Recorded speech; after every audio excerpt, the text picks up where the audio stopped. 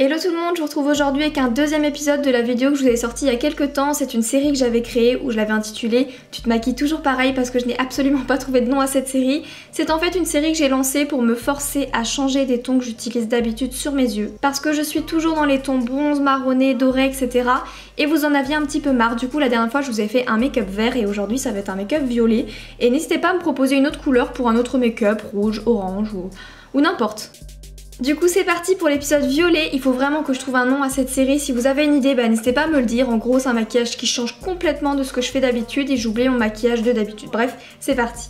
Et on commence avec une petite coiffure spéciale été. J'avais brumisé un petit peu mes cheveux, c'est pour ça qu'ils sont mouillés, pour qu'ils soient plus dociles. Alors attention, prévoyez des petites barrettes, pas comme moi, parce que du coup mon chignon il va partir dans tous les sens. Du coup j'en ai acheté après la vidéo mais j'en avais pas pour la faire. Donc en fait c'est une coiffure super tendance qui donne un esprit effet mouillé à vos cheveux. Donc le principe c'est de faire un chignon et de plaquer avec de l'eau, de plaquer avec un gel effet mouillé, enfin donner un esprit assez mouillé. Mais honnêtement pour ces températures là c'est juste tellement agréable. En plus vous pouvez vous mettre du brumisateur tout le temps. Votre coiffure ne va pas bouger, ça va vous rafraîchir, enfin c'est la coiffure d'été parfaite. Ensuite pour le make-up on va commencer avec une base assez grasse. Je vais prendre le Fenty Beauty, le stick. En fait c'est un fond de teint que je vais appliquer sur toute ma paupière mobile. Ça va faire comme une sorte de paint pot et ça va faire super bien accrocher le fard que je vais mettre juste au-dessus, ça va l'intensifier. Et pour le make-up on va utiliser la nouvelle palette Too Faced. C'est la palette pour leurs 20 ans et je vais utiliser le petit mauve que je vais mettre dans le creux de la paupière parce que ça va être vraiment un dégradé, un espèce de smoky avec plusieurs teintes de violet. Et on commence avec le plus clair dans le creux de la paupière. Attention, étape indispensable, c'est d'humidifier votre pinceau. Je vous assure que même si des fois c'est chiant, vous n'avez pas de brumisateur ou quoi pour l'humidifier, si vous ne le faites pas, vous n'aurez jamais la même intensité de ce que j'ai pu obtenir dans cette vidéo. C'est impossible. Et on vient prendre un des premiers violets vraiment assez pétant, assez irisé de la palette. On va en mettre sur toute la paupière mobile. Du coup comme c'est une sorte de smoky, je trouve ça hyper simple à réaliser. Vous pouvez le voir, j'en mets partout sur la paupière mobile. Même si ça a l'air compliqué, c'est hyper simple. Et on applique le deuxième violet qui est beaucoup plus irisé, limite pailleté en fait. Ça va donner une nuance supplémentaire, on se croirait dans un océan violet avec des petites paillettes. Je trouve ça super joli, j'adore ce genre de make-up et je trouve que sur les yeux marrons, ça ressort vraiment bien. Très important également dans ce genre de make-up, c'est d'ajouter une nuance plus foncée au niveau du creux de la paupière. Sinon je trouve que ça fait pas fini en fait, le look il fait pas, ça donne pas quelque chose d'assez profond, assez charbonneux, du coup je trouve c'est indispensable. Et en ayant estompé pas mal, on en remet un petit peu sur la paupière mobile. Première couche d'eyeliner, on vient la dessiner tout simplement avec un fard à paupières noir et je suis super contente parce que je vous avais partagé cette petite astuce dans une de mes dernières vidéos et vous avez été nombreuses et nombreux à me dire franchement merci pour cette astuce, je suis nulle en liner et c'est vrai de le tracer légèrement comme ça avec un fard à paupières, ça limite la casse, j'arrive beaucoup mieux à le tracer. Donc alléluia, je suis vraiment super contente honnêtement. Si vous êtes nul en liner, commencez par un fard à paupières, c'est hyper facile à estomper, du coup c'est plus facile et vous repassez comme je fais actuellement avec un liner juste après.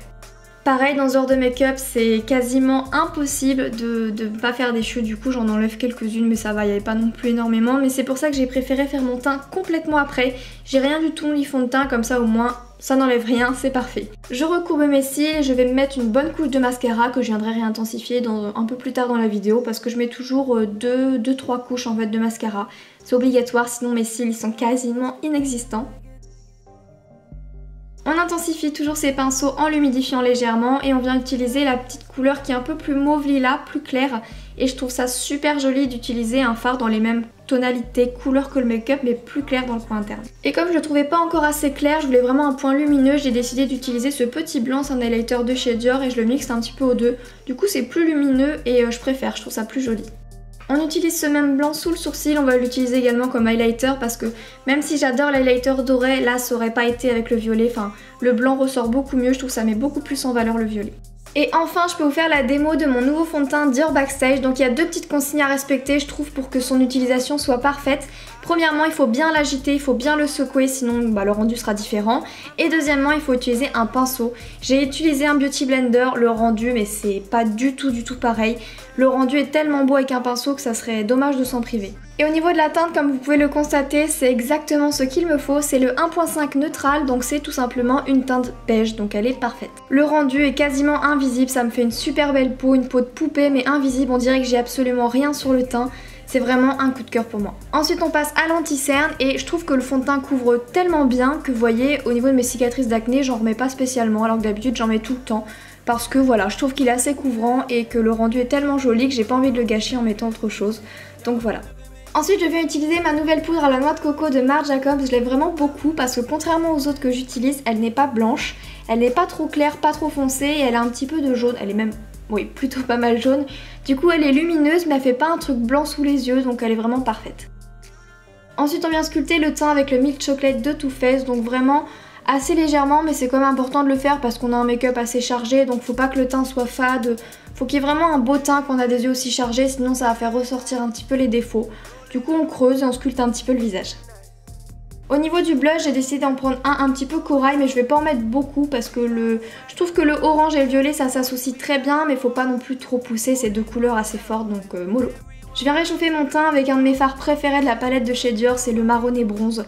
Tout de suite ça vous donne un teint lumineux parce qu'il est irisé doré et ça vous donne une petite teinte hâlée, je l'aime vraiment beaucoup. Et toujours de la même palette, je viens reprendre le blanc de tout à l'heure pour illuminer un petit peu les zones à illuminer comme les pommettes, l'arête de Cupidon j'allais dire, l'arête du nez et l'arc de Cupidon plutôt. Bon j'en ai mis un peu beaucoup mais j'adore. Au niveau du ras de cils, je viens utiliser le violet le plus clair de tout à l'heure parce que j'avais pas trop envie de charger non plus. Je voulais pas que ce fasse un smoky trop dark, du coup le clair, je trouve que ça passe super bien. Et au niveau du lipstick, j'ai beaucoup hésité entre soit matcher avec un violet, soit avec un nude. J'ai décidé de prendre le nude, donc ça va être le Icon d'Huda Beauty, mais vous allez voir qu'en fin de vidéo, je vous montre également un petit plan avec un violet. J'aime moins avec le violet, je préfère avec le nude, même si ça fait toujours un peu bizarre d'associer de telles couleurs. J'ai essayé également avec une teinte un peu plus marronnée, plus fade, j'aimais pas du tout. Donc moi j'aime beaucoup cette association là, mais après à vous d'adapter comme vous pouvez. Et donc voilà pour le make-up, j'aime vraiment beaucoup le rendu, je trouve que le violet et le marronné vert un peu des yeux, ça ressort super bien et je trouve ça trop joli. N'hésitez pas à me dire ce que vous préférez entre le rouge à lèvres nude et le rouge à lèvres violet, je serais vraiment contente de le savoir. Donc si cette vidéo vous a plu, n'hésitez pas à me mettre un petit pouce vers le haut avec un petit commentaire, je serais super contente. Je vous fais plein d'énormes bisous, je vous donne rendez-vous très vite pour une prochaine vidéo. Bisous.